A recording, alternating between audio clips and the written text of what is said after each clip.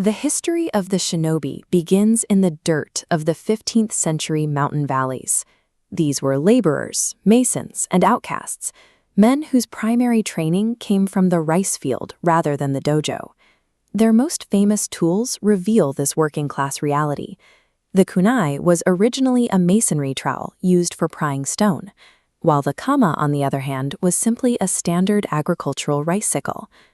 During the Sengoku period, these isolated valleys were trapped in a state of near-constant anarchy.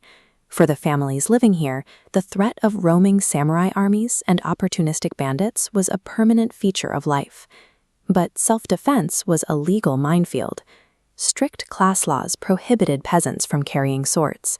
For a commoner, owning a professional blade was a crime punishable by execution on the spot. Disarmed by the state and surrounded by violence, these communities built a survival strategy based on their own perceived insignificance. This strategy relied on tools that could pass a guard's inspection. A farmer carrying a sickle to a harvest, or a traveler with a wooden walking staff raised no suspicion at a military checkpoint. The kunai's heavy iron blade was meant for digging plaster, but in a struggle, that weight provided leverage for a close-quarter strike. Even weeding claws were repurposed. Their raking motion allowed a defender to catch an incoming sword, neutralizing a samurai's reach. The true power of this camouflage was its mundanity. The original shinobi didn't need to hide in the rafters at midnight. They could operate in broad daylight as ordinary laborers. To the ruling elite, a peasant was simply a part of the background scenery. This psychological blind spot allowed laborers to map out enemy fortifications and move intelligence across borders without a single question being asked. In the province of Iga, geography provided the ultimate defense. The region was a natural fortress, a valley ringed by steep mountain widgeons with passes so narrow that invaders had to enter in single file. The local peasants shared these mountains with the yamabushi, ascetic monks who mastered wilderness survival. From them, villagers learned to forage, track through dense brush, and move without a trace. By the late 1400s, this shared identity led to political action. 66 local families joined together to form the Iga Sokoku Iki, a mutual defense confederacy that explicitly rejected outside warlords in favor of self-governance. Their first major test came when an outside army marched into the valley. The Iga defenders waited for a thick radiation fog to blanket the ground at night.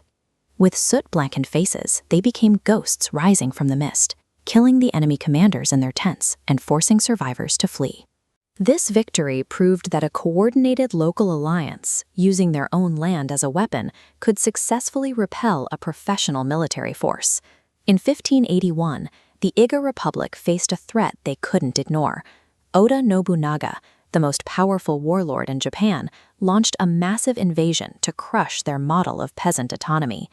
Nobunaga sent over 10,000 samurai into the valley. The defenders, outnumbered 10-1, retreated to the wooden fortress at Hijiyama for a final stand. For days, the Iga forces held the hill.